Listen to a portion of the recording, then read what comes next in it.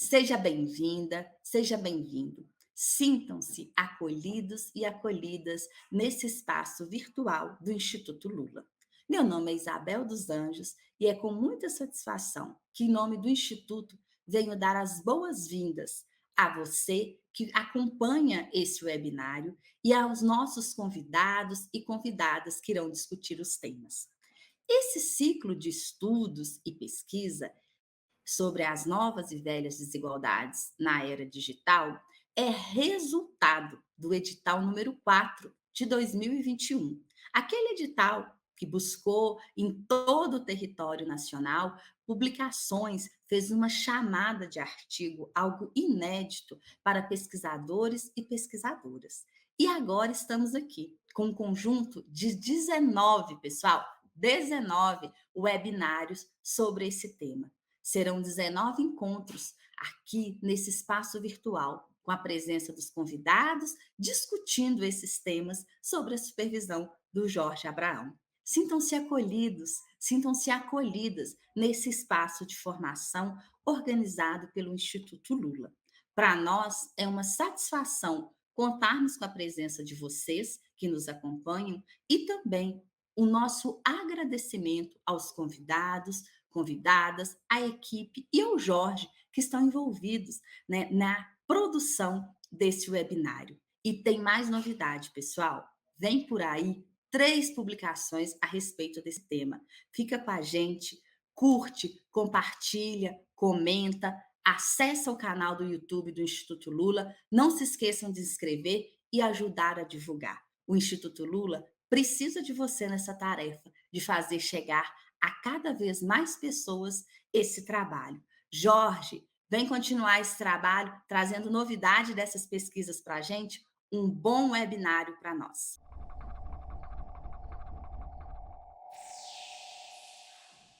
Olá, saudação a todos e todas que estão nos acompanhando. Hoje vamos dar continuidade ao ciclo de estudos e pesquisas do Instituto Lula, denominado Novas e Velhas Desigualdades na Era Digital.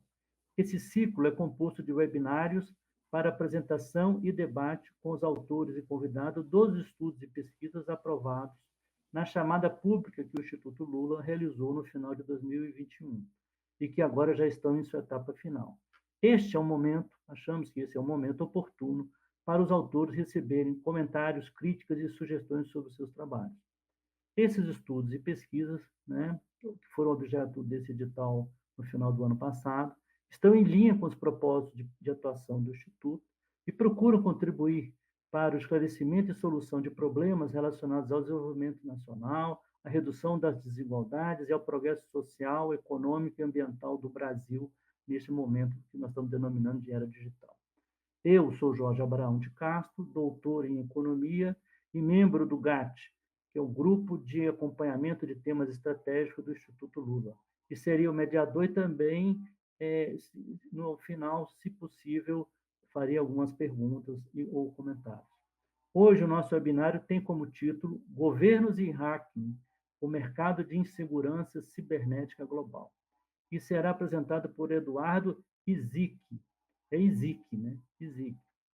Tem experiência acadêmica e profissional em Direito Internacional, Relações Internacionais e Segurança Cibernética. É bacharel em Ciências Jurídicas pela Universidade Federal do Paraná e possui mestrado em Relações Internacionais pela Universidade de Brasília, a UNB, e mestrado em Internacional em Security pela King's College de Londres, no Reino Unido. Está cursando, certo? E será comentado e debatido pelo professor Juliano Cortinhas, professor do Instituto de Relações Internacionais da Universidade de Brasília e atualmente professor visitante bolsista CAPES na Universidade de Virgínia, nos Estados Unidos. Doutor em Relações Internacionais pela UNB e coordenador geral do Grupo de Estudos e Pesquisas em Segurança Internacional da UNB. Foi chefe de gabinete do Instituto Pandiá Calógeras no Ministério da Defesa entre 2013 e 2016. E também pelo professor Ledo Paulo Guimarães. Serão 2 comentadores hoje, né? Que possui graduação e mestrado e doutorado em Direito pela Faculdade de Direito da Universidade Federal do Paraná, é professor de Direito Penal e também advogado atuante na área de Direito Penal. Fica à vontade para complementar os currículos, que eu dei uma resumida aqui, viu, professor? Feitas essas apresentações iniciais, né, que a gente agora passa a palavra ao Eduardo para que ele possa fazer a sua apresentação do seu trabalho. Então, Eduardo, a palavra é sua por 20 a 30 minutos, por favor. Maravilha.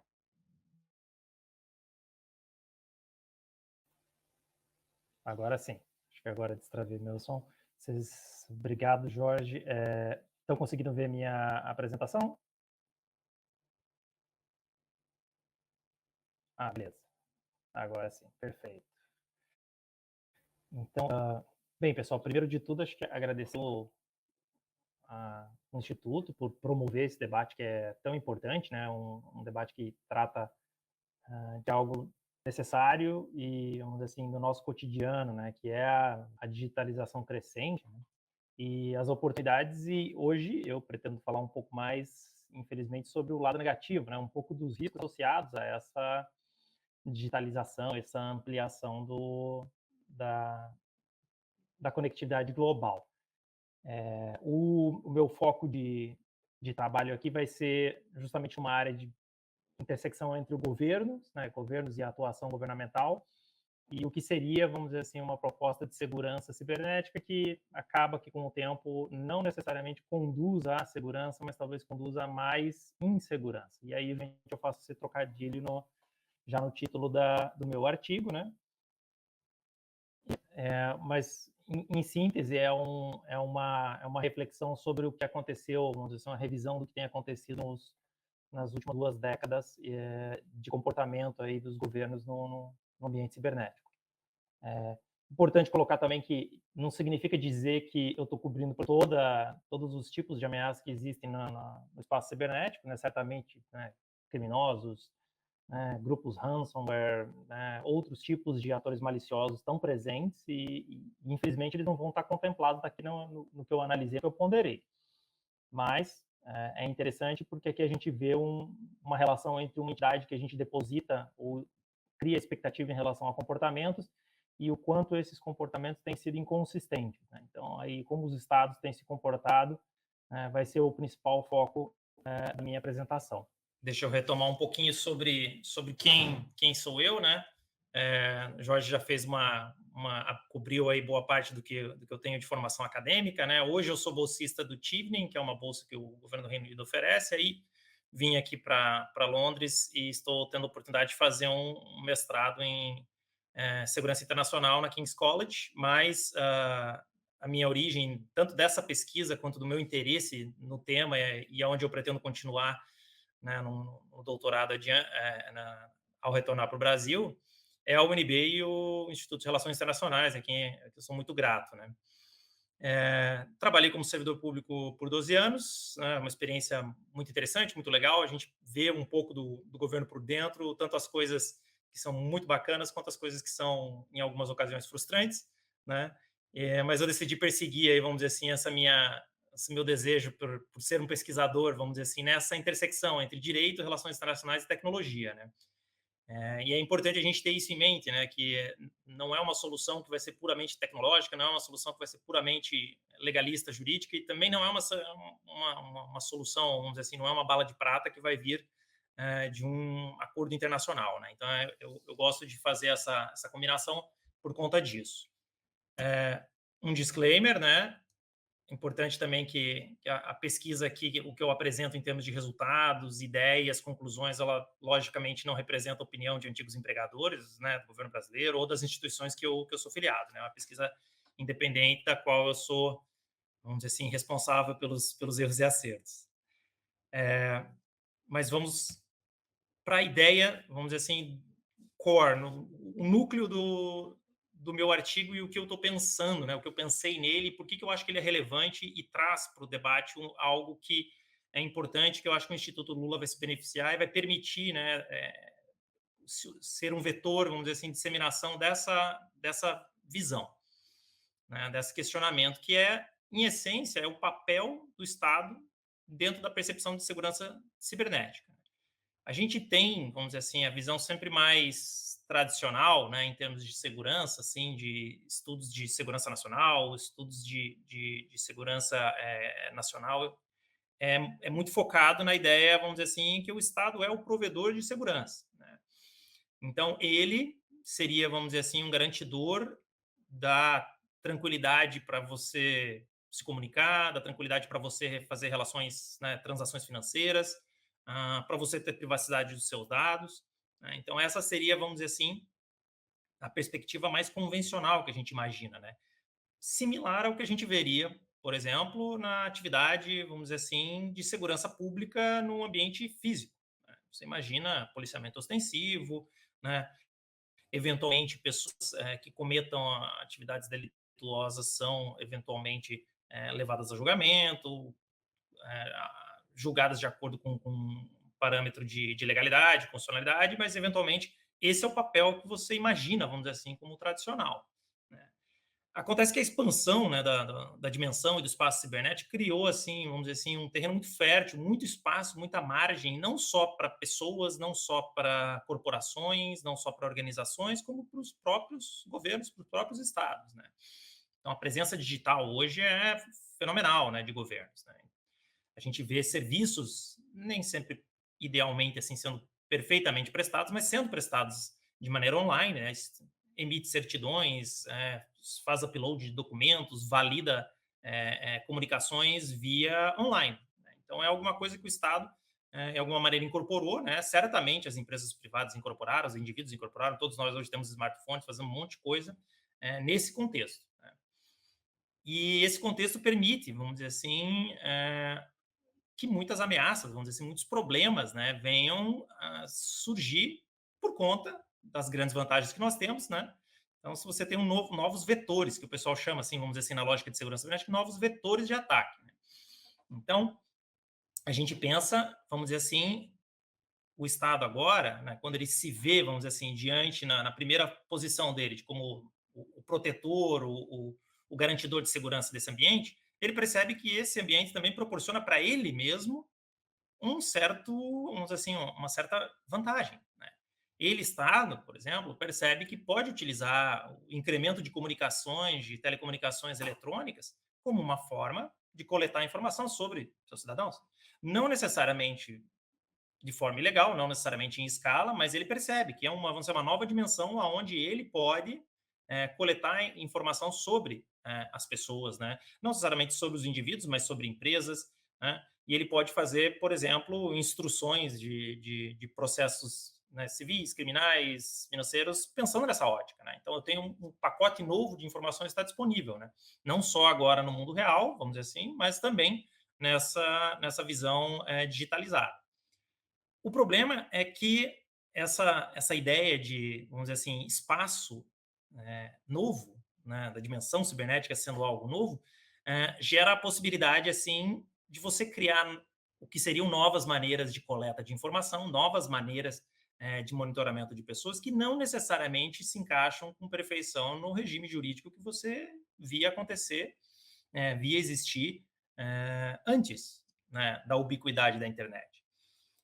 E nesse sentido, quando a gente vê, vamos dizer assim, a curva neoliberal no final dos anos 90, em que você tem privatização intensa de telecomunicações, você tem entrada no mercado de várias empresas, vamos dizer assim, como provedoras de solução, você tem um novo segmento, né, de soluções que elas começam nessa visão tradicional de segurança, no sentido de eu vou proteger o aparelho celular das pessoas, vou proteger o notebook das pessoas, né, um antivírus ou coisas que a gente costuma ver até no usuário pessoa física, no usuário individual, mas certamente em ambientes corporativos, né, vamos dizer assim, IPS, IDS, são soluções que a gente vê em firewalls, essas soluções corporativas que procuram proteger os ativos das instituições.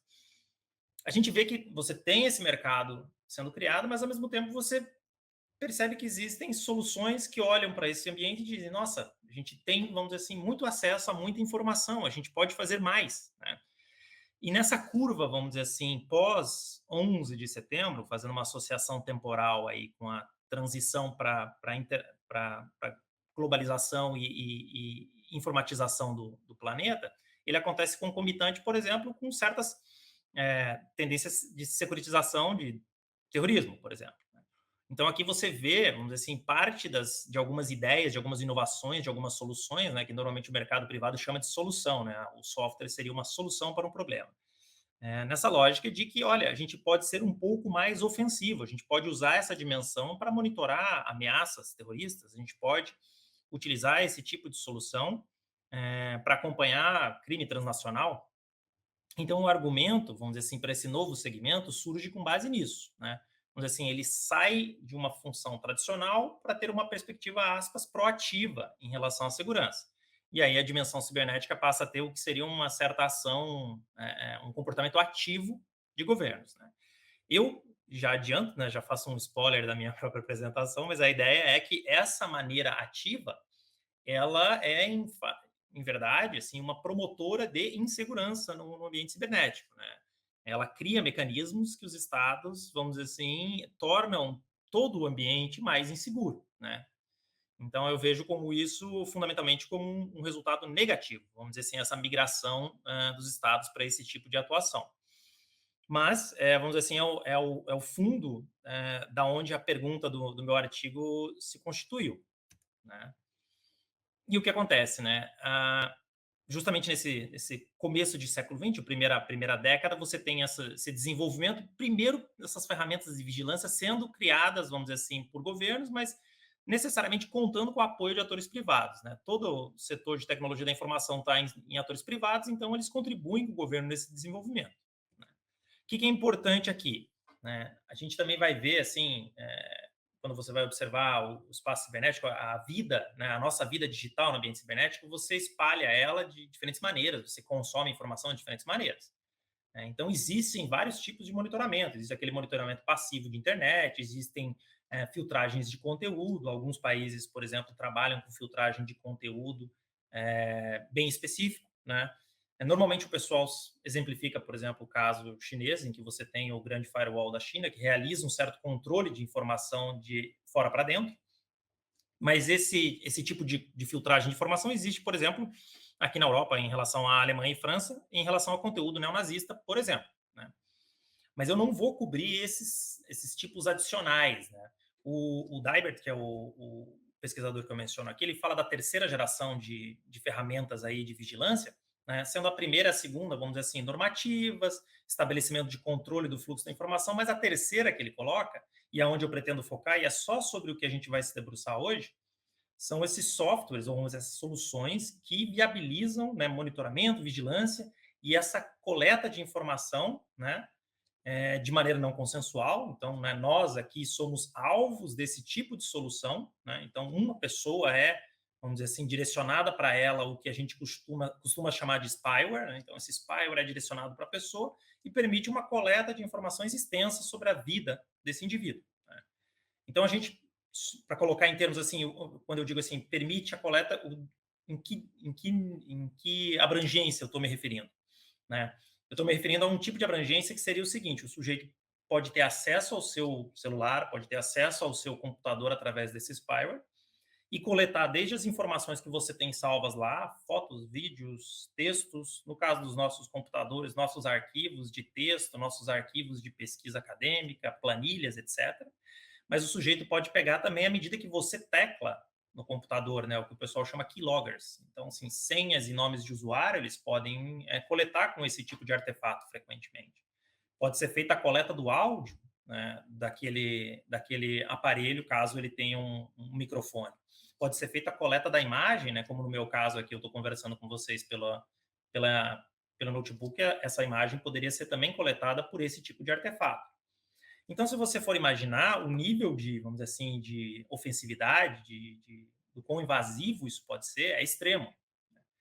Razão pela qual a gente tem que ser muito cauteloso com o uso desse tipo de instrumento. Não significa que é um instrumento que a gente talvez não deva proibir em absoluto o uso desse tipo de instrumento, mas certamente ele é muito invasivo. E por ser muito invasivo, a gente tem que ter garantias fundamentais aplicadas a isso, né?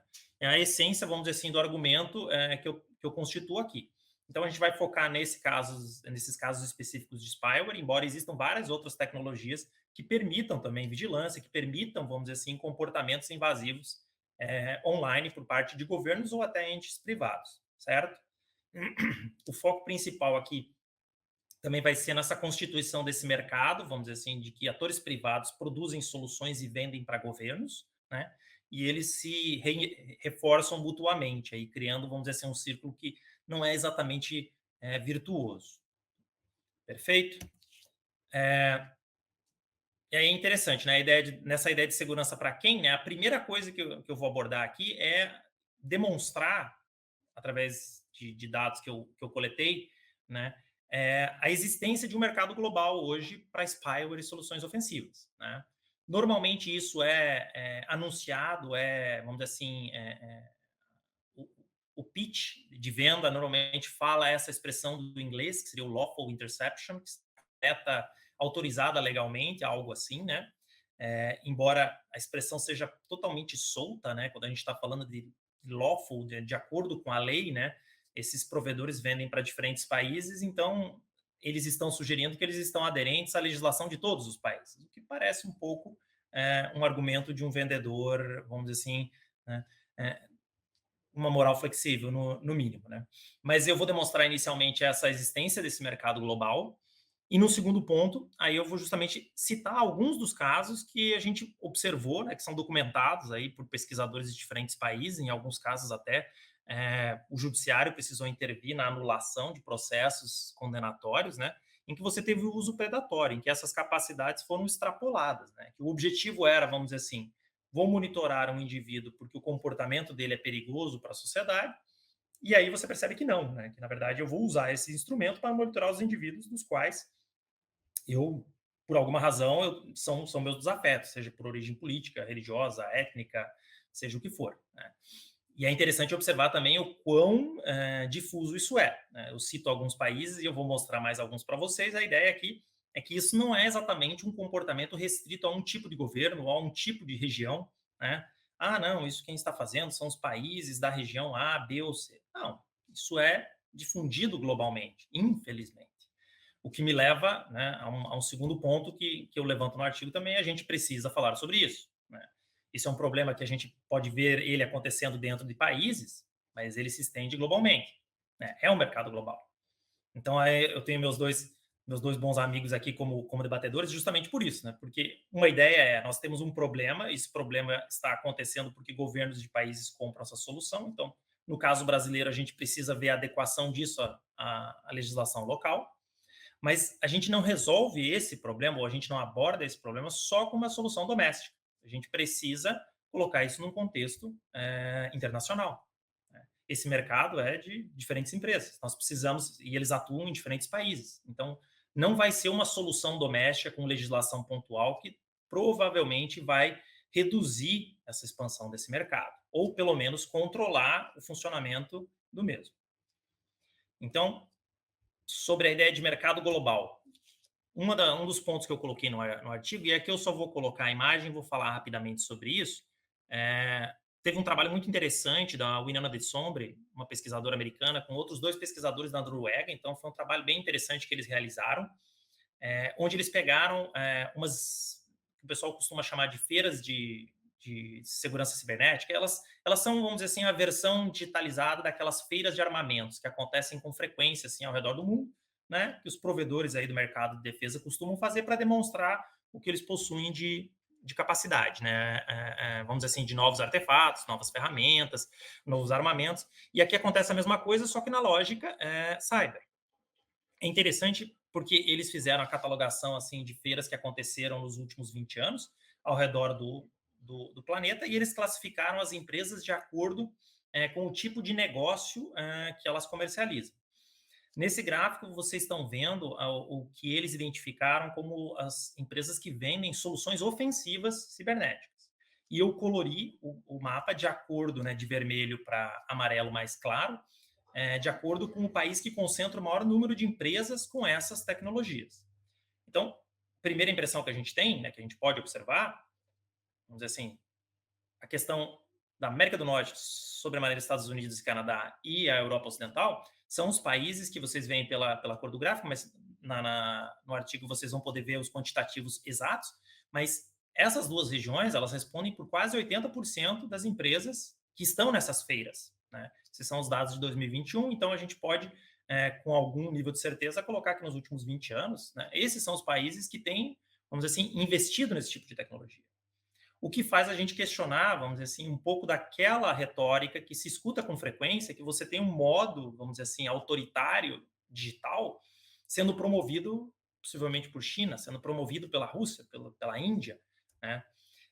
O que não significa dizer que não exista esse tipo de coisa lá, não é o caso. Eu não estou aqui negando o que está acontecendo nesses lugares. Eu estou simplesmente apontando que, né, países da América do Norte e da Europa, de fato, produzem esse tipo de tecnologia. Né?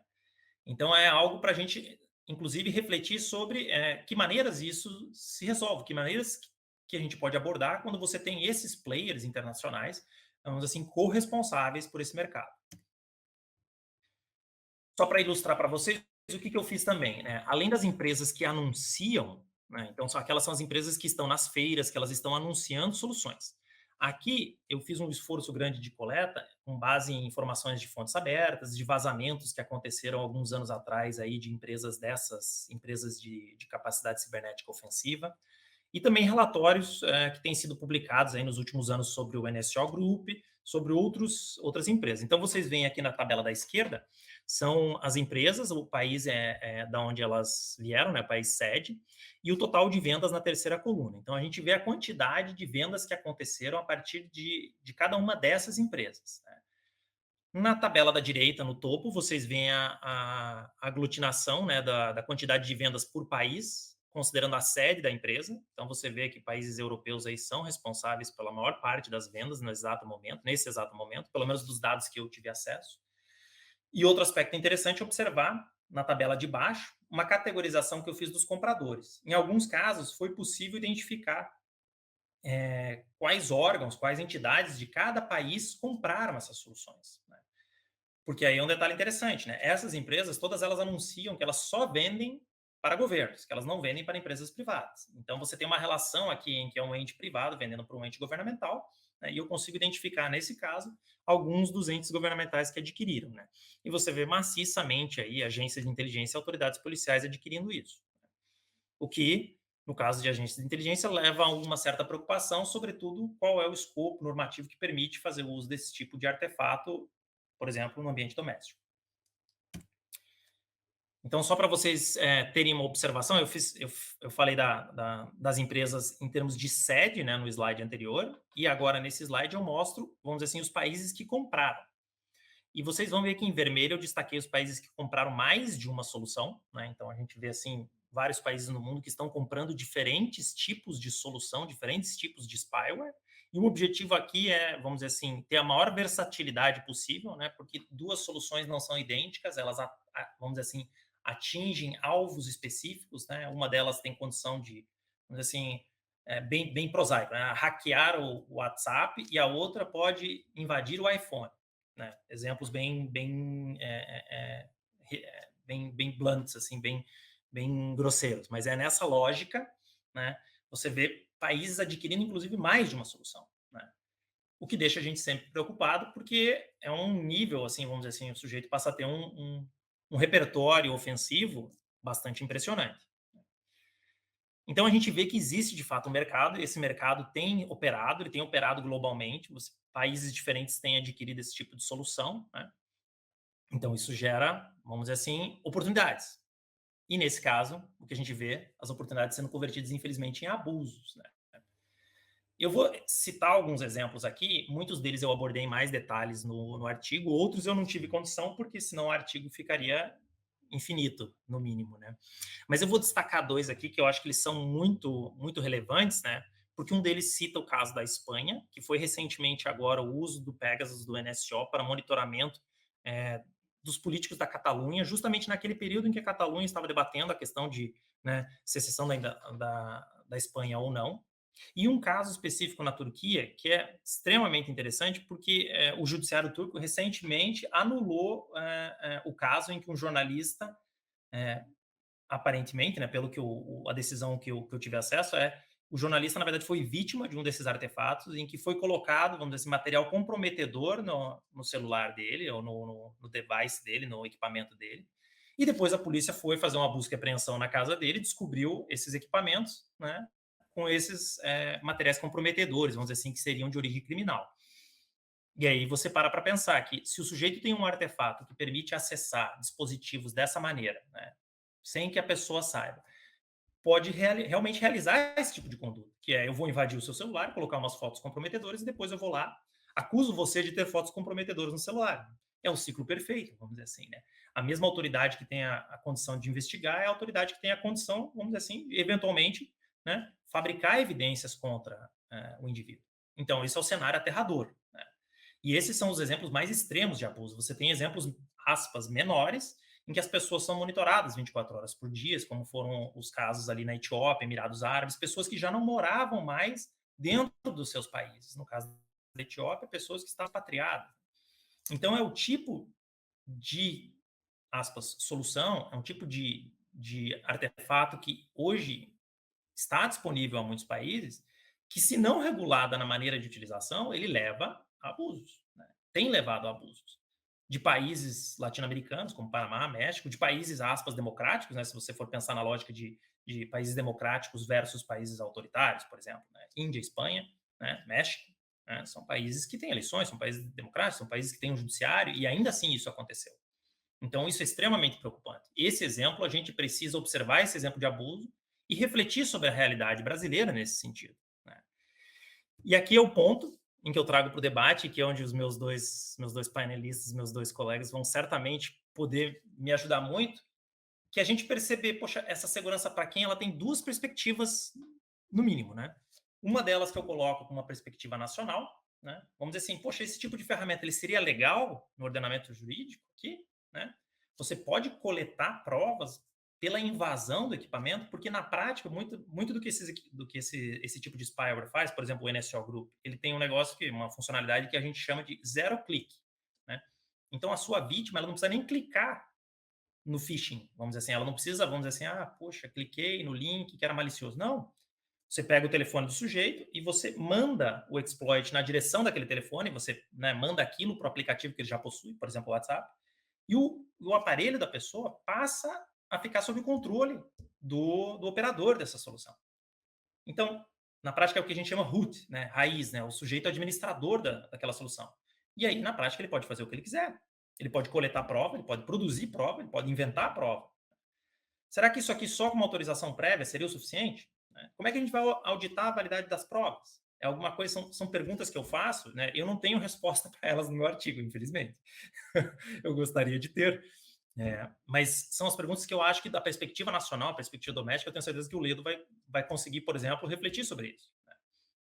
E eu coloco do outro lado, e aí o nível Juliano com certeza vai poder contribuir imensamente, que é a ideia da perspectiva internacional. Poxa, para eu comprar, para eu vender, né? A rigor, você tem aquele tratado de Wassenaar, que seria algo que permitiria, vamos dizer assim, a regulação de comercialização de bens de uso dual. Não é tão simples assim, ele não cobre necessariamente esse tipo de artefato. E ele também passa ao largo de um debate que eu acho que é importante, vamos dizer assim, que é a responsabilidade de países ocidentais, que se autodenominam aí como líderes democráticos, que são países que costumam dizer que não, existe um modelo de autoritarismo digital, ele vem lá de fora, ele é muito perigoso. Mas os grandes provedores de soluções hoje, principalmente para o sul global, né, o mapa que eu mostrei para vocês identifica aquilo como o sul global como um dos grandes compradores desse tipo de solução.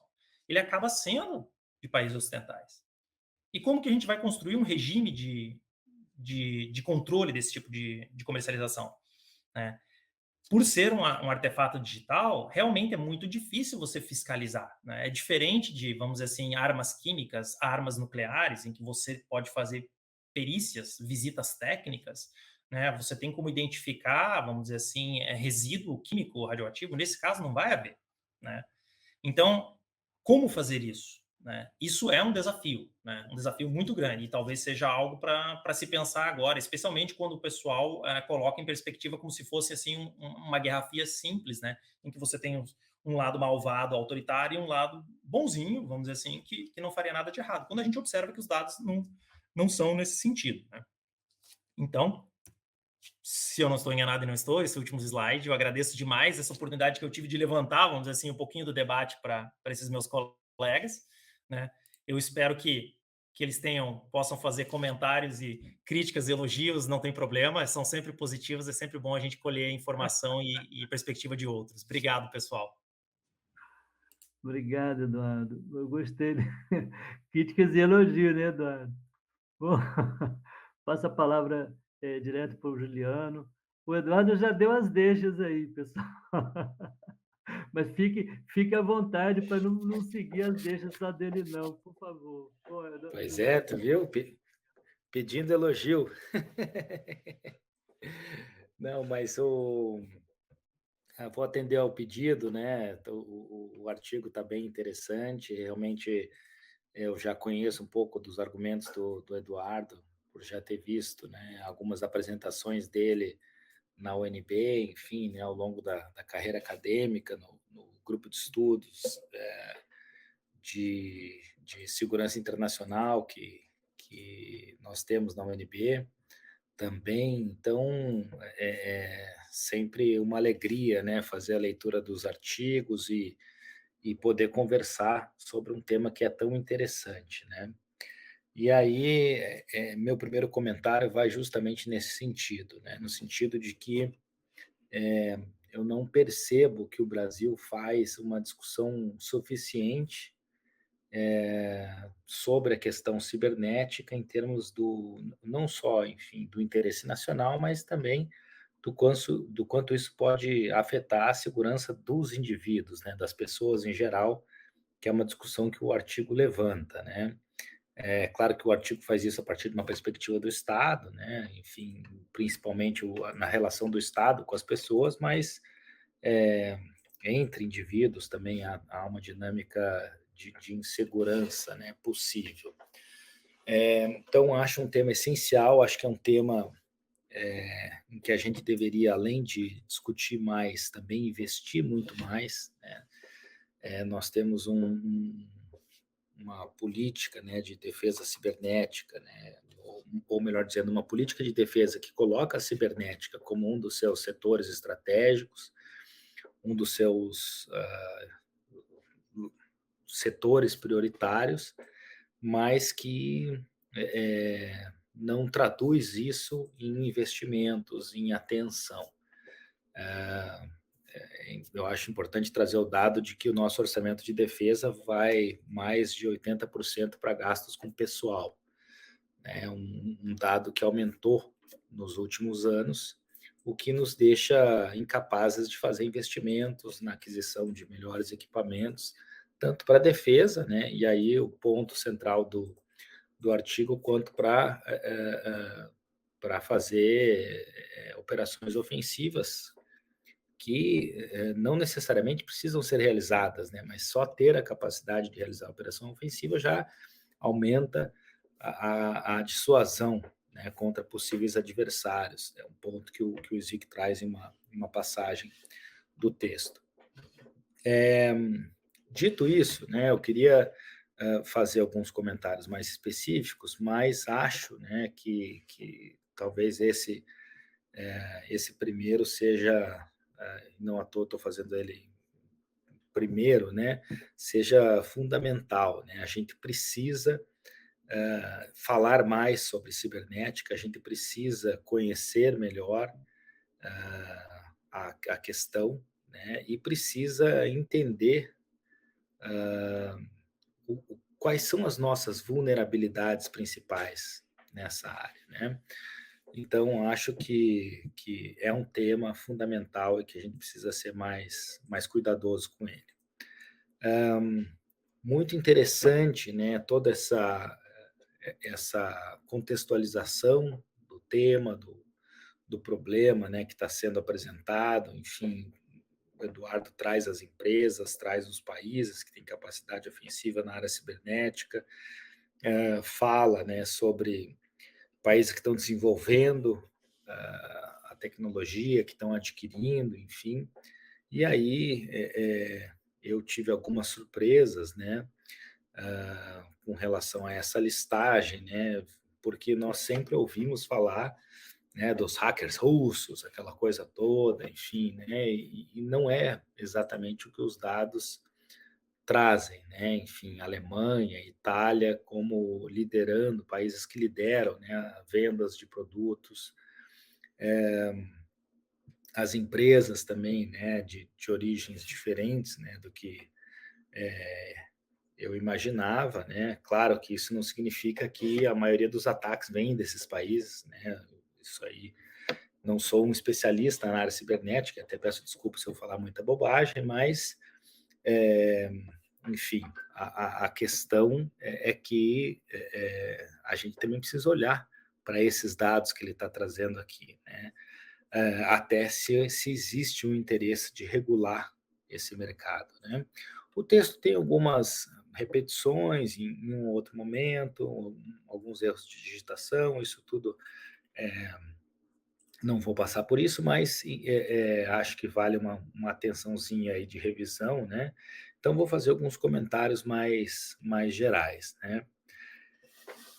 E já no sentido também de fomentar o debate muito mais do que, enfim, fazer críticas, né? E aí, uma primeira pergunta, né? O Brasil tem uma posição, né, isso está lá pela página 14, né, de que o uso de tecnologia, né, ofensiva, cibernética ofensiva, transnacionalmente, pode ser considerado uma violação ao direito internacional, né? Isso, e o texto comenta, né, traduz uma tradição da nossa política externa, que ao menos até os últimos anos era até que bastante coerente, né? De, enfim, se pautar pelos princípios de direito internacional, cooperação, autodeterminação dos povos, etc. Né? Mas eu queria saber do Eduardo, eu acho que talvez coubesse um comentário aqui mesmo, que breve, né, sobre como o caso Snowden influenciou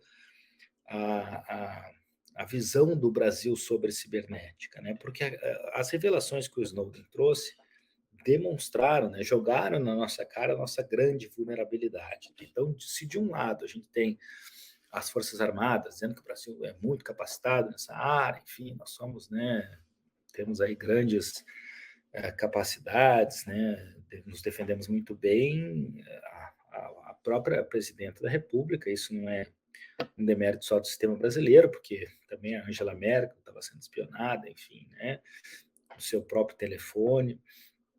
Mas, enfim, o Brasil como outros países, vulnerável, né? Como é que isso afetou a nossa discussão?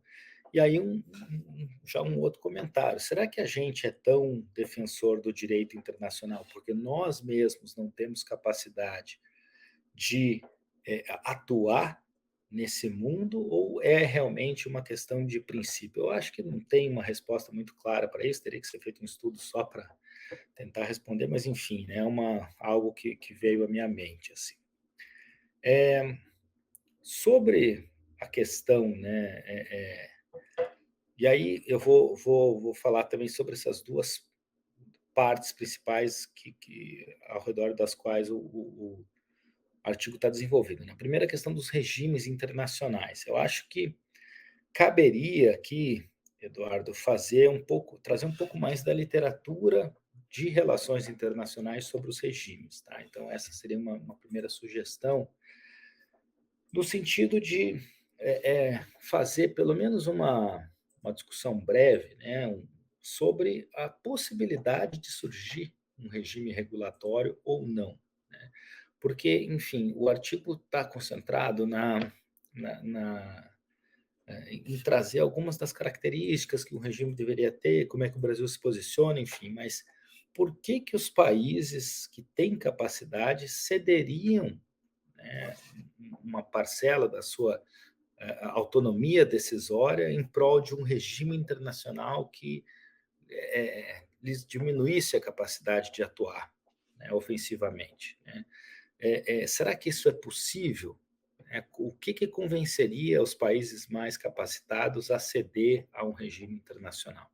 Essa é uma pergunta que a teoria dos regimes, lá desde Krasner, enfim, desde os anos 80, faz. Né? Será que os regimes são realmente formas de compelir os países a atuarem de modo mais cooperado, ou será que eles só surgem quando os mais poderosos querem e acabam sendo instrumentos dessas relações de poder, né?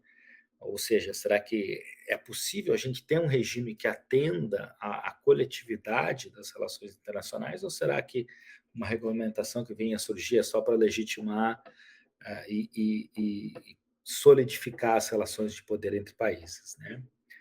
Sobre essa questão, né, de um regime doméstico, essa questão da regulamentação doméstica, bom, e antes de falar sobre isso, né, eu passei para o final da minha argumentação, mas deixei de fazer um comentário aqui também sobre os casos que estão sendo trazidos, né? Achei bem interessante, né? Principalmente o caso do México, eu não tinha muita noção dele, né? E da gravidade, enfim, dele. Me chamou muita atenção por ser bastante próximo, né, à nossa realidade, enfim, há toda uma dinâmica de securitização da criminalidade no México, mas eu não imaginava que tinha chegado tão longe, assim, o uso de aplicativos, enfim, para espionagem e que extrapola muito, né, os limites da normalidade de um ambiente, né, de obtenção de informação, enfim, para garantia de segurança. Mas, então, gostei bastante, acho que foi uma ideia bem legal trazer alguns casos para mostrar a gravidade do problema. Há alguns comentários no sentido de que o próprio governo, né, atual adquiriu uma série de ferramentas, enfim, aí eu já não conheço muitos detalhes, mas de que inclusive já vazaram listas de pessoas que o governo, né, a BIM, enfim, Polícia Federal estaria investigando, espionando, sem que houvesse qualquer autorização judicial para isso. Então, acho que talvez chamar um pouco a atenção para isso, mesmo que não haja uma conclusão definitiva, né? Olha, já houve aqui no Brasil uma matéria jornalística, enfim, falando sobre isso e aquilo e tal, né? Ao que me consta, não houve nenhum tipo de comprovação, mas, enfim, trazer um pouco mais de dados sobre isso. E aí, voltando, então, né, fechando o parênteses que eu tinha esquecido de fazer esse comentário, nesse debate sobre a regulamentação interna, eu acho que poderia ser uma contribuição interessante posicionar esse debate dentro de uma discussão bem mais ampla, né, que eu reputo necessária fazer no Brasil, que é a questão da estrutura das polícias, das forças de segurança em geral, né, da própria ABIN, porque a gente tem um problema sério, né, de politização das forças de segurança, né? Hoje mesmo tivemos a declaração, né, do delegado que está realizando essa operação aí, que acabou prendendo o ex-ministro da Educação, dizendo que houve interferência na investigação, né, que ainda está sentindo interferência. Ou seja, se a gente tem, né, um conjunto de forças de segurança que possui essas tecnologias, e se essas forças estão politizadas, é natural que... O meu filho acordou aqui. É natural que a gente tenha essas tecnologias sendo utilizadas para fins não republicanos, vamos dizer assim, né? Então, como garantir, né, que... Porque essas tecnologias elas acabam sendo necessárias para investigações policiais no mundo em que estamos, né? Então, é natural que as polícias, que as forças de segurança em geral as possuam, né? Não acho que assim, vamos proibir. Não, eu acho que o artigo vai na linha certa, é preciso regulamentar, né, a sua utilização e a sua existência, porque essa existência ela é inegável. Agora, é preciso regulamentar dentro de um conjunto mais amplo de regras que se reflete, né, na estruturação das forças policiais, no seu posicionamento em termos institucionais aqui no Brasil. Então, acho que caberia entrar um pouquinho nesse debate, trazer alguns elementos dele. E aí, a pergunta que ficou assim para mim, dessa parte mais doméstica, foi como é que é possível regulamentar, né? Isso não está tão claro, eu acho que ao final tem várias, nessa parte, né, em que tu faz sugestões mais específicas, né? Eu acho que tem várias dicas, vamos dizer assim, né, ou sugestões bem interessantes, mas mais especificamente, me faltou como é que é possível regulamentar, né, regular um setor em que o sigilo é muito importante, né, em que, enfim, as pessoas que são investigadas idealmente não deveriam saber que estão sendo investigadas, né? E, por outro lado, é preciso ter uma relação de confiança muito grande nas forças de segurança que possuem essa capacidade. Até porque os nossos dados, hoje em dia, estão muito na rede, né? Enfim, alguém que tem acesso aos nossos computadores tem acesso à nossa vida toda, praticamente, né? Hoje em dia, a gente está muito exposto. E eu acho que essa, na verdade, é uma discussão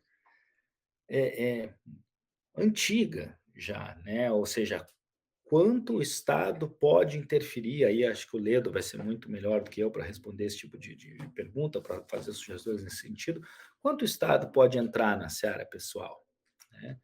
É, é disso que a gente está falando, né? A diferença é que agora a gente está muito mais vulnerável, né? A tecnologia e nos tornou, e todo o conforto que veio com ela, enfim, né, todas as nossas senhas, eu mexo do banco aqui em casa, né, não preciso, enfim, eu estou morando nos Estados Unidos, estou acessando a minha conta lá no Brasil, isso antes era uma coisa, né, eu lembro da época que a gente tirava extrato de papel, né, quando queria saber quanto dinheiro a gente tinha na conta, ia lá e pegava um pedação de papel, e aí ia marcar. Eu lembro da minha mãe, quando eu era pequeno, fazendo a conferência, né, do que tinha entrado, saído da conta, né? Hoje em dia a gente tem tudo aqui, e quem tem acesso ao nosso computador também tem, né? Enfim. Mas eu acho que essa é uma discussão mais antiga, ou seja, o quanto o Estado, como regular isso, né? Há algumas regras que já existem, mas com o advento da tecnologia isso se tornou muito mais urgente, né? Então, essa é uma outra pergunta, né? No caso das forças de segurança, que eu acho que é uma preocupação que está muito evidente no artigo, é preciso que elas tenham capacidade de fazer o acesso, mas é preciso também que esse acesso só ocorra quando estritamente necessário em certas condições.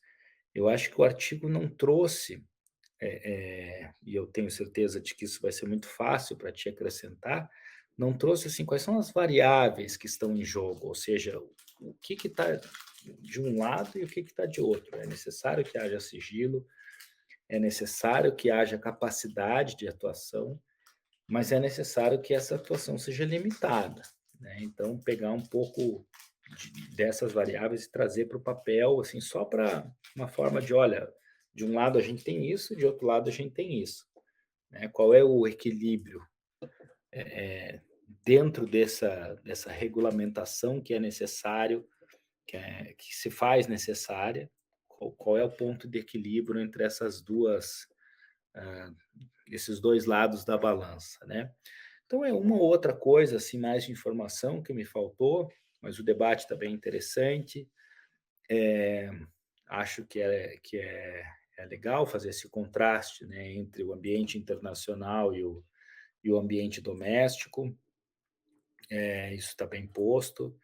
E o paper, enfim, apresenta muito bem a urgência, né, do tema, que é um tema que a gente já deveria estar muito mais avançado em termos de discussão, de regulamentação e tudo mais. Então, agradeço aí a oportunidade, né, de de participar dessa conversa e fico à disposição aí para a gente continuar interagindo a respeito dessa temática. Muito obrigado. Obrigado, professor. E agora eu passo direto já para o Eduardo fazer os comentários. O professor sugeriu várias coisas, Eduardo. Interessante. A palavra é sua. Não, eu agradeço demais as ponderações de Juliano, acho que elas foram muito precisas, né? Interessante ser falado, né, da questão do regime, né, da maneira como a gente encararia um regime, né, o quanto ele é viável, o quanto ele não é, né? Eu confesso, assim, que não me parece viável, né, num primeiro momento, porque a natureza da tecnologia que a gente precisa regular é complexa. Você tem, de fato, um interesse grande de quem tem vantagem de não perder essa vantagem, né, em alguma medida, né? Ao mesmo tempo, né, a gente começa a ver os primeiros sinais desses mesmos países que são os líderes, à medida que eles passam a se tornar alvo desse tipo de ação, uma certa preocupação aí de que, olha, talvez isso possa ser perigoso, né? Tem até uma expressão que o pessoal costuma utilizar ali, né? Você não vai jogar pedra se você tem uma casa com telhado de vidro, né? Então seria algo nessa linha aí que o pessoal costuma utilizar. Eu confesso que eu acho que a regulação no sentido de impedir comercialização, de reduzir a quantidade de artefatos ofensivos, ela não é viável, sabe? Eu acho que isso é muito difícil de se conduzir. Por outro lado, eu acho que regulação em termos de considerar alguns alvos livres desse tipo de ataque me parece plausível, né? Então, assim, a gente tem algum limite, né? Em termos, claro que eu falei muito sobre a questão de investigação, privacidade, que são aspectos assim não totalmente individuais, né? A gente pensa muito em liberdade do indivíduo nesse contexto, né? Mas se a gente for um pouco mais longe, né, a gente pode pensar, por exemplo, as facilidades da tecnologia, né? Eu uso coisa aqui que mede meu batimento cardíaco, né? Então, por exemplo, né, não se deveria, por exemplo, permitir que esse tipo de informação fosse acessada nem num contexto, talvez, criminal investigativo, né? Isso é algo para a gente refletir, né? Esse é um tipo de dado que, vamos dizer assim, exporia o indivíduo de sobremaneira, né? E numa lógica de relações internacionais, talvez assim a gente não devesse pensar em ataques contra infraestruturas críticas, por exemplo. Não permitir isso fora de um contexto de conflito armado, e mesmo no contexto de conflito armado, ainda sujeito a regras de direito humanitário internacional. Então, eu tendo a concordar contigo, eu acho que a questão do regime é difícil, problemática, né? E eu acho que o seu comentário, quando ele falou assim, por exemplo, a gente tem que falar sobre isso na perspectiva de estratégia nacional, o que a gente está fazendo, e quando você fecha lá no final pensando sobre, vamos dizer assim, como que as forças de segurança pública vão usar, eu acho que é justamente esse debate que precisa cumprir um ciclo, né? Eu consigo visualizar motivos nobres para a utilização disso, mesmo no contexto de segurança nacional, mesmo no contexto de persecução criminal, mas eu arrisco dizer que no atual contexto normativo que a gente tem, e se não normativo no sentido de leis que existem, porque eventualmente a gente aprova as novas leis, né? Mas vamos assim, em termos de cultura institucional que a gente tem, e aí eu acho que você vai muito bem, talvez eu deva, vamos dizer assim, carregar um pouquinho mais a mão em termos de explicar isso, de como é a dinâmica, vamos dizer assim, de forças policiais fazendo uso desse tipo de solução no caso brasileiro. Enquanto a gente não tiver esse amadurecimento dessa institucional ou cultural, né, acho que fica bem difícil. Eu diria que permitir o uso desse tipo de solução sem isso tende a ser desastroso, né? Mas eu não quero monopolizar, porque já falei demais. Eu quero ver as ponderações do Ledo. Agradeço, Juliano. Vou levar isso adiante para a gente aprimorar esse P. Obrigado, Eduardo. Eu vou passar já diretamente para o Ledo. Por favor, Ledo. A palavra é sua.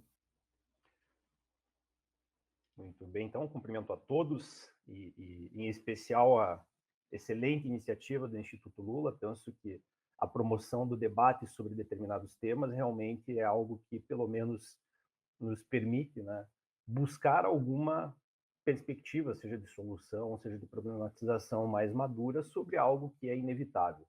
Concordo aqui com as observações no sentido de que a ambição de proibição de certos usos tecnológicos acaba sendo realmente uma ingenuidade, então a gente precisa realmente enfrentar os temas, enfrentar essas discussões, porque é a única maneira de eventualmente conseguir algum uso mais adequado, mais parametrizado, digamos assim, por direitos, principalmente fundamentais, em relação a essas novas tecnologias.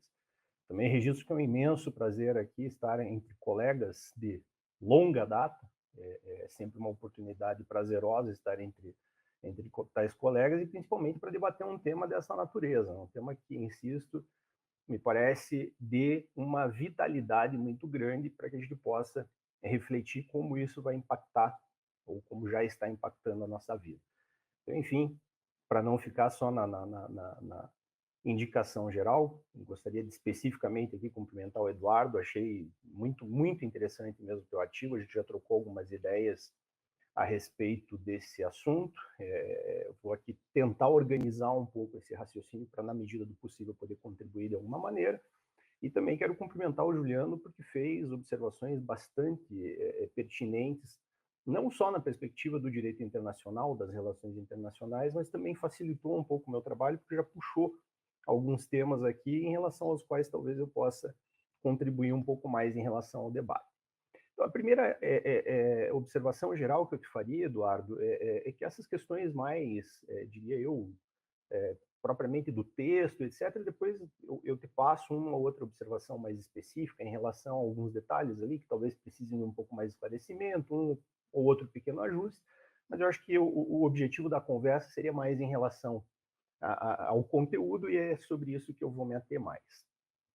A primeira reflexão, e eu digo reflexão assim, para a gente pensar junto, não diria que dá para apresentar a ideia aqui em termos conclusivos ou qualquer coisa que valha, mas uma reflexão que me parece válida é a seguinte: até que ponto, em termos de segurança mesmo para os estados, essas empresas seriam, digamos assim, portadores confiáveis de eventuais informações? Porque, veja, se é uma empresa de outro país que vai nos fornecer um programa, digamos assim, de tecnologia ofensiva com tal potencial de invasão, quem me garante que, como você mesmo denuncia ali no artigo, né, muitas dessas empresas não são empresas consideradas propriamente confiáveis? Eu não sei que métrica você utilizou para fazer essa análise da confiabilidade dessas empresas, mas até que ponto, até numa perspectiva de soberania internacional, eu não poderia ter, né, algum conflito de interesses envolvido aí. Então, me parece que uma discussão sobre a ideia de soberania externa aqui talvez seja algo, não sei se para você incorporar a discussão, levantar a dúvida, pelo menos, mas me parece que é algo que pode ser interessante, sim. Eu vejo que a gente tem, digamos assim, um uso que pode ser ainda mais malicioso do que inicialmente se pensou, né? Não é só o uso em relação ao indivíduo, que pode ter ali a sua privacidade extremamente violada, né? No nível que a gente não poderia imaginar há 5 ou 6 anos atrás. Mas a possibilidade realmente até de se utilizar desse tipo de tecnologia ofensiva contra o próprio Estado. Até que ponto, de repente, o Estado não fica refém dessas empresas e de interesses que possam estar em conflito aí, me parece um problema também a ser levantado. Então, essa era a única perspectiva mais internacional que eu gostaria de comentar aqui. Me surgiu essa reflexão enquanto eu fiz a leitura do texto, e aqui também durante a nossa conversa, e gostaria de compartilhar com vocês. E ainda em relação a um outro aspecto, talvez ainda mais geral, eu vou antecipar aqui que eu sempre sou um crítico do poder, e isso é um vício de criminalista. A gente está sempre lutando contra os excessos, né, do poder estatal. Então, isso é, digamos, quase que um cacuete do meu local de fala, seja como advogado criminalista, seja como professor, eu não posso me furtar isso. Eu gosto de resumir bem essa lógica de raciocínio pela frase de um historiador inglês chamado John Dalberg Acton, acho que seria Acton, o Eduardo que me corrija, já que está aí na Inglaterra e mais acostumado com a pronúncia deles, que diz que o poder tende a corromper, e o poder absoluto corrompe absolutamente. E me parece que esse talvez seja o ponto-chave da discussão. A gente está diante de uma capacidade invasiva que chega a ser quase que absoluta. Me parece que a perspectiva de você poder manipular o conteúdo que se encontra num celular, num computador, num notebook, num provedor, é talvez uma questão que mereça maior destaque. Digo isso porque, pela leitura do teu artigo, Eduardo, você comenta ali que um observador externo, mesmo um perito na área, não conseguiria identificar esse tipo de manipulação. E aí a gente tem um problema bastante significativo, realmente, em termos de validade da prova. Eu vou conversar um pouco mais a respeito, mas, de todo modo, me parece que é uma premissa que vai orientar aqui qualquer aspecto que eu venha falar. Todo tipo de mecanismo que a gente disponibiliza para o Estado, ele sempre tende realmente aos excessos, aos abusos, e quando se trata de uma tecnologia tão violenta, assim, em termos de possibilidade de invasão, me parece que a desconfiança tem que ser ainda maior. Então, certamente é nessa perspectiva que eu quero fazer alguns comentários. Ainda também numa perspectiva um pouco mais geral, me parece que você poderia, talvez, Eduardo, não sei se você vai conseguir trabalhar com dados propriamente científicos para falar a respeito disso, mas talvez com alguns indícios mais sólidos daquela tentativa, se é que foi só uma tentativa, de aquisição do programa Pegasus, que ocorreu durante uma negociação, me parece, com os procuradores da Lava Jato, da então Operação Lava Jato, e a empresa israelense. Eu tenho a impressão de que chegou até a se registrar alguma tratativa nesse sentido. Eu sei que houve reportagem a respeito, eu não vou conseguir lembrar aqui de todos os detalhes, mas eu diria que essa é uma informação que merece algum destaque.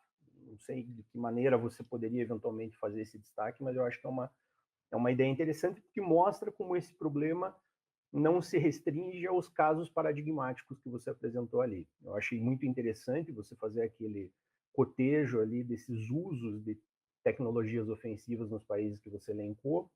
Eu gostei da variedade de amostra, porque realmente desloca, né, aquela imagem talvez um pouco estereotipada de quem promoveria esse tipo de tecnologia invasiva. Você dissipa bastante isso com essa amostragem. Mas eu acho que com o caso da tentativa da aquisição do Pegasus e outros episódios que você possa eventualmente apontar, você indica que não é uma preocupação, digamos assim, só meramente prévia, é uma preocupação contemporânea de como o nosso Estado vem eventualmente cogitando ou até utilizando tecnologias dessa natureza. E, além disso, uma ideia aqui que também me parece talvez interessante de ser refletida é destacar a desproporção que existe entre as agências que adquirem tais programas.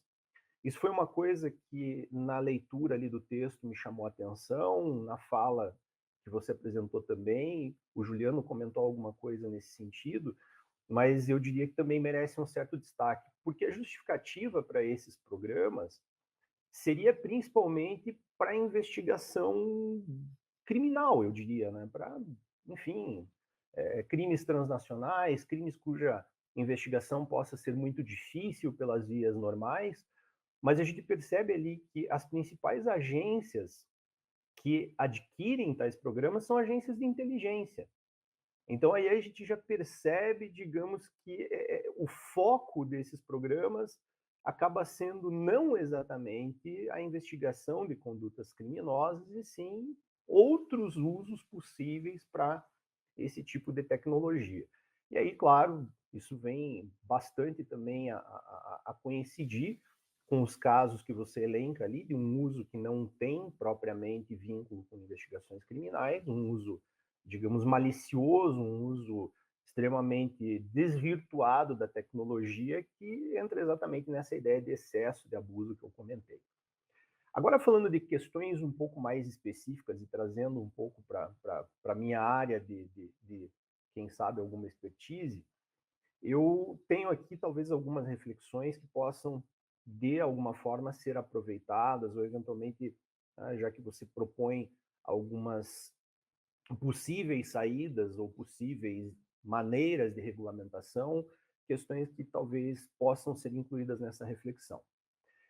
Em primeiro lugar, você comenta ali no teu artigo que poderia haver talvez um vício de legitimidade ou até de legalidade nessa obtenção de dados, porque se tratam de soluções ofensivas extremamente invasivas.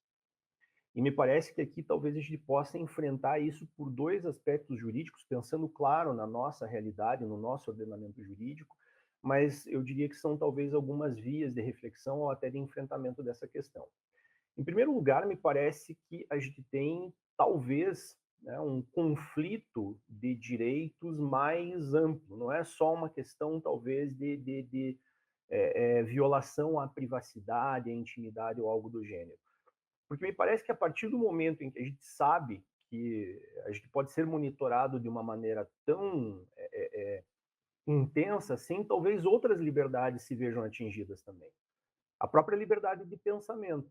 Eu vou ficar, por exemplo, com receio de pesquisar determinados temas, porque eu sei que a pesquisa sobre determinados temas, mesmo que seja, por exemplo, uma pesquisa de interesse acadêmico, pode me colocar em um radar, digamos assim.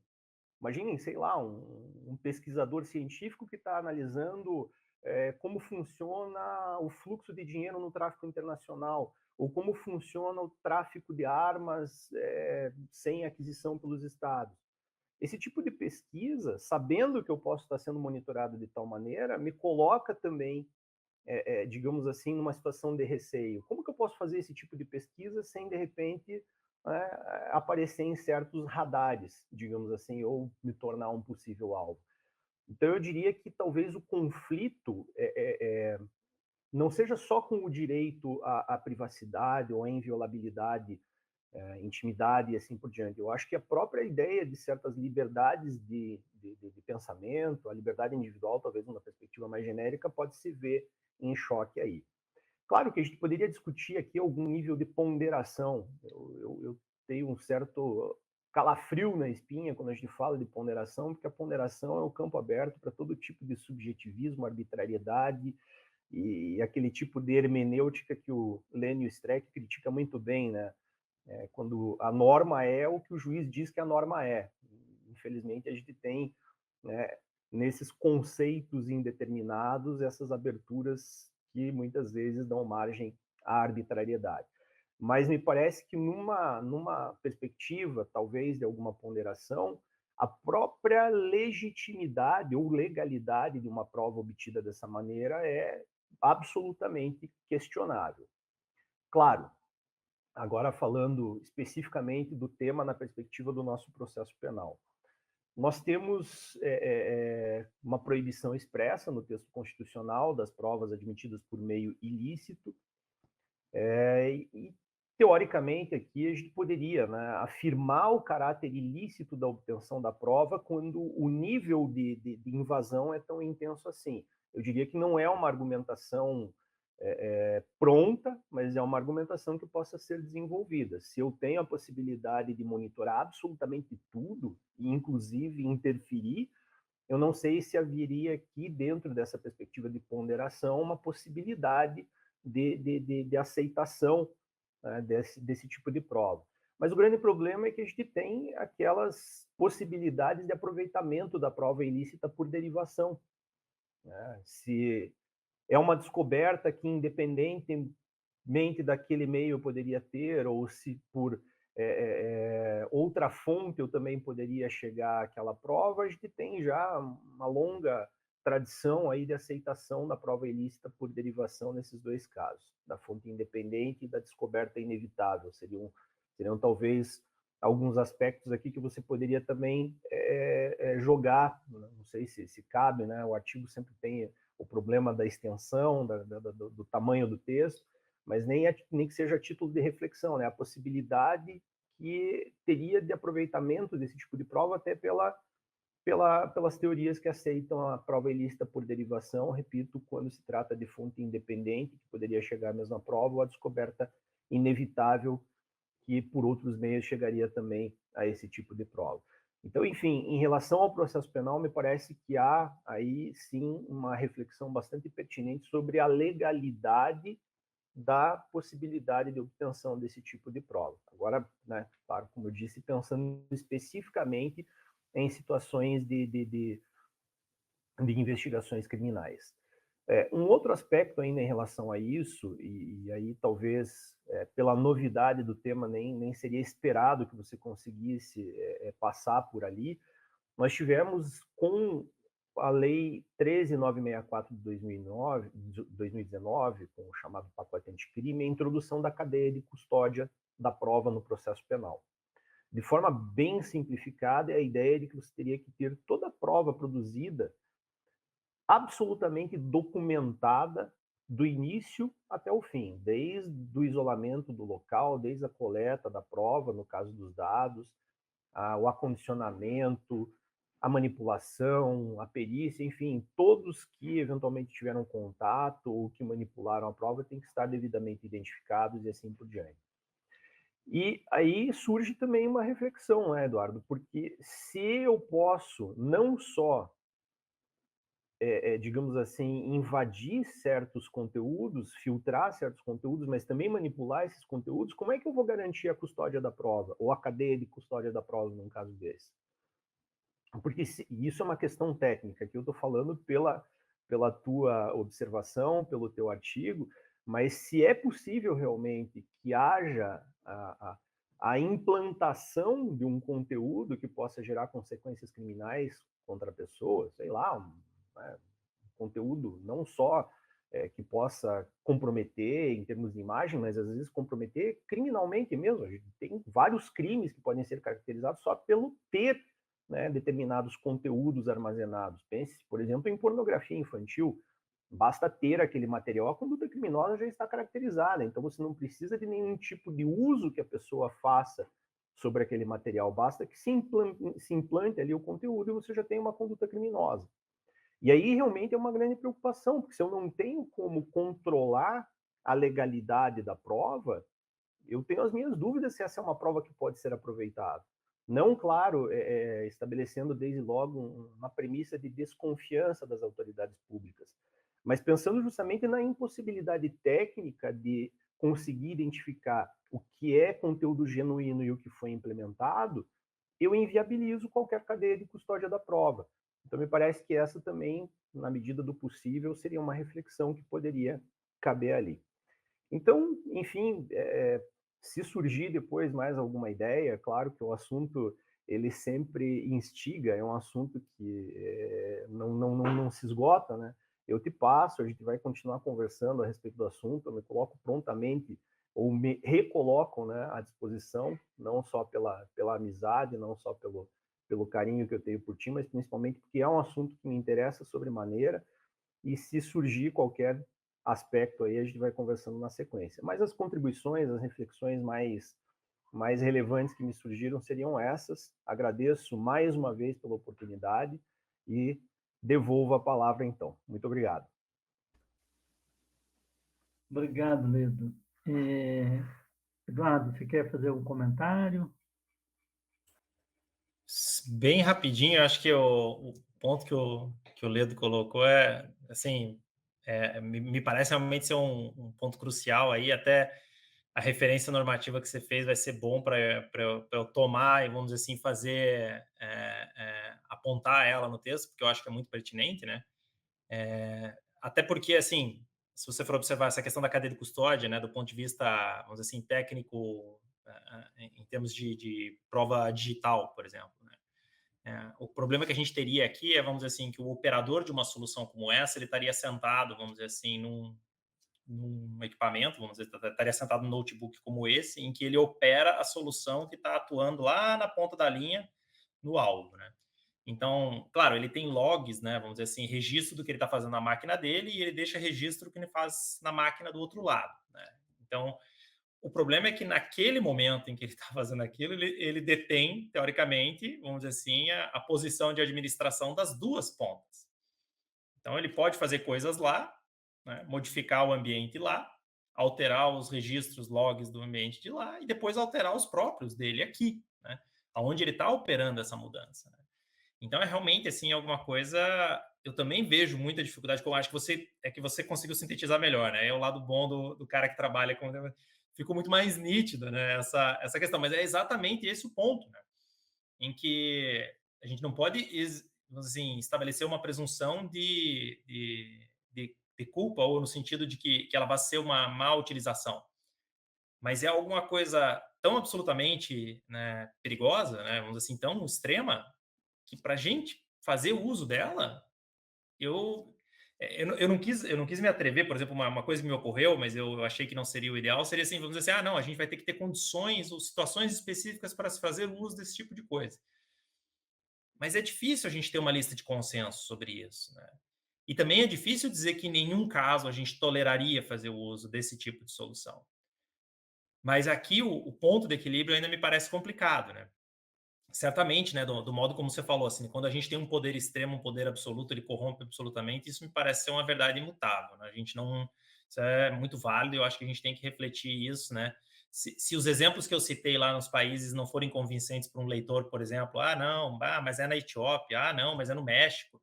A gente já teve o exemplo da Espanha, por exemplo, né? Então, assim, se você... Eu imagino que na realidade nacional aqui, se a gente realmente fosse embarcar na aquisição de uma solução dessas, né? E a gente fosse utilizar ela no registro criminal, realmente a gente precisa ter vamos dizer assim, um aparato talvez novo de supervisão, né? Eu não sei como seria, a gente tem que chamar alguém, não sei, né? Esse é o tipo de coisa assim que na prática fica muito confuso, né? Mas o cara, quando está usando, alguém tem que sentar do lado dele e tem que ser um cara que não conhece ele, né? E você tem que produzir log de maneira independente. Então, assim, talvez a gente complexifique tanto o uso que quase que inviabilize. Mas talvez isso seja também, né, importante, né? E só um detalhe, você falou sobre a questão da questão de soberania, só para retomar esse último ponto, para não me estender demais aqui. Eu acho que tem toda a razão, tanto que é um negócio que o pessoal costuma falar, né, nessa questão de coleta, etc., né, vamos dizer assim, o quanto você pode confiar no equipamento que você está utilizando, na tecnologia que você está utilizando.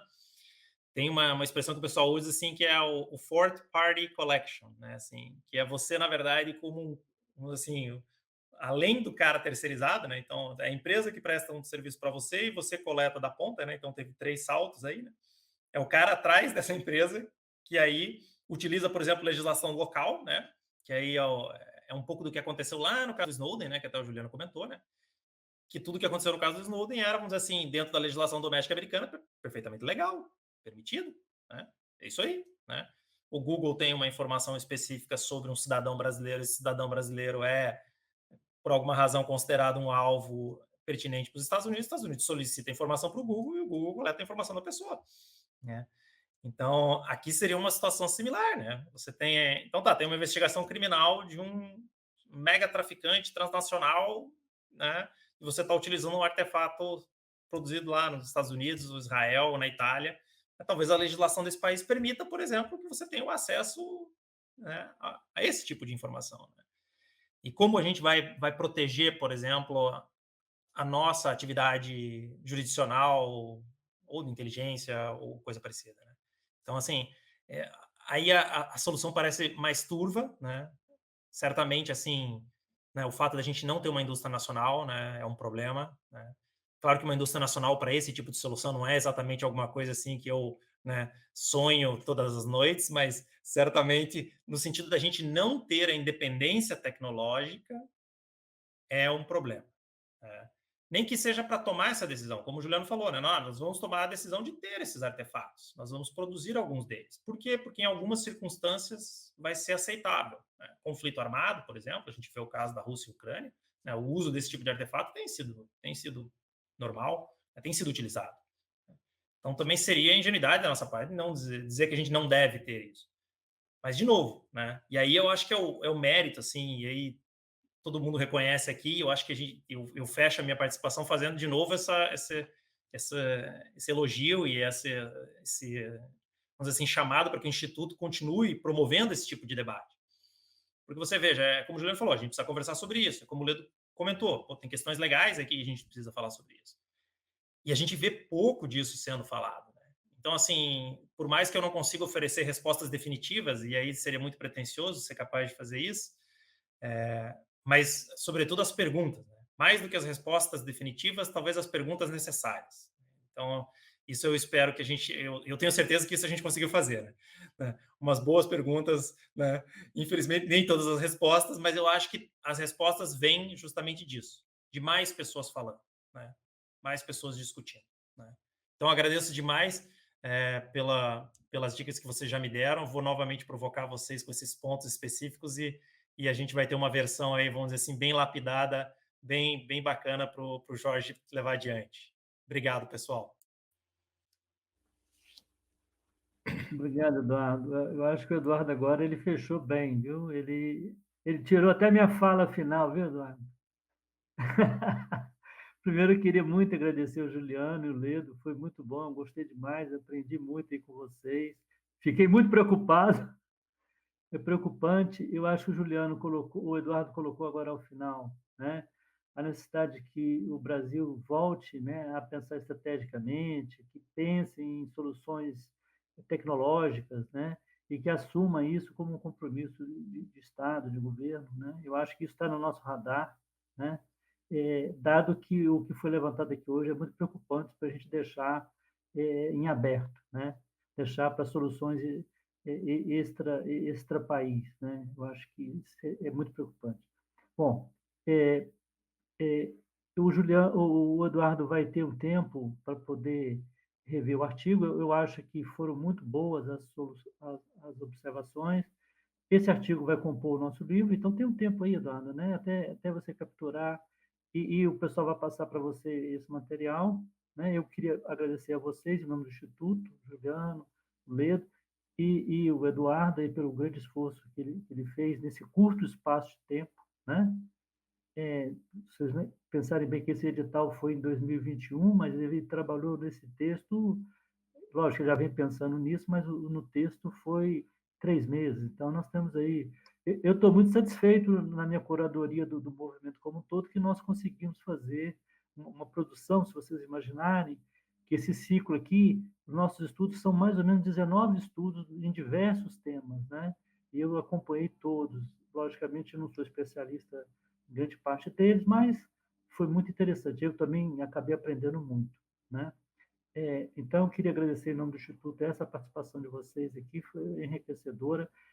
O nosso convidar a todos que acompanham o ciclo, vão ter mais, nós estamos aí produzindo um conjunto a cada dia. Se imaginar, nós estamos fazendo um ciclo, mais ou menos todo dia, um webinário para fecharmos aí o período todo do ciclo. Bom, muito obrigado e nos assistam.